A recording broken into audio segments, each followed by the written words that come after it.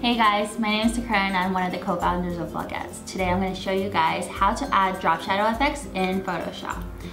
So here we are. I created a little template for me to use today in this video, but here are different layers. And for those of you guys that are new to it, Photoshop works with layers. So each one of these are different layers, and as you can see in this pink dress right here, I already added a drop shadow.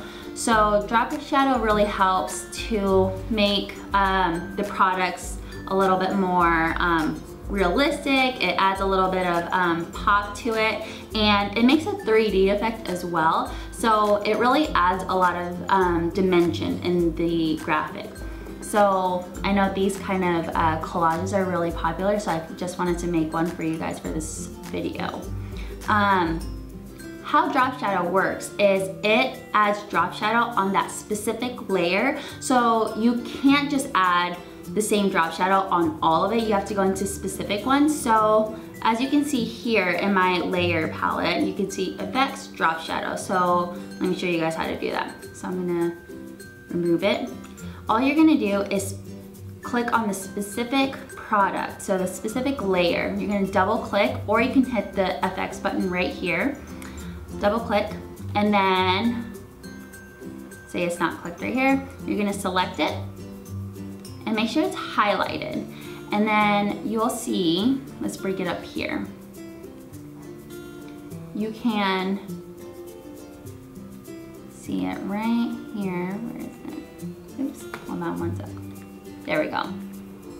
Okay, so you can see that when I move this around, you can see the drop shadow moving around. So play around with a different angle, okay, the opacity, so how dark you want the drop shadow to appear.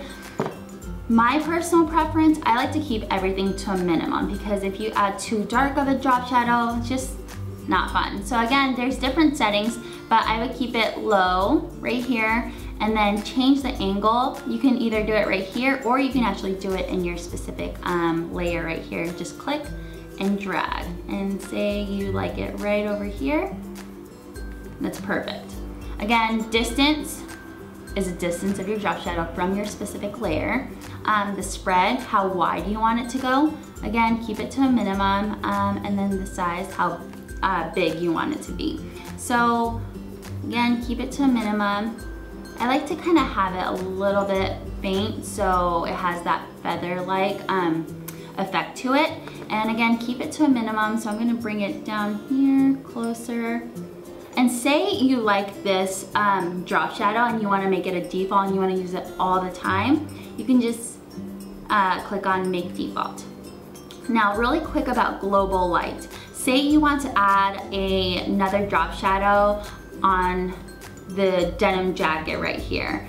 If you use global light basically means that, let's say the light is over here, all the drop shadow is gonna be on the same angle, same dimension, same size. So that's what the global light is for. Now, if you want to add your drop shadow, some down here, some up here, some up here, you're gonna wanna uncheck the global light mark right there.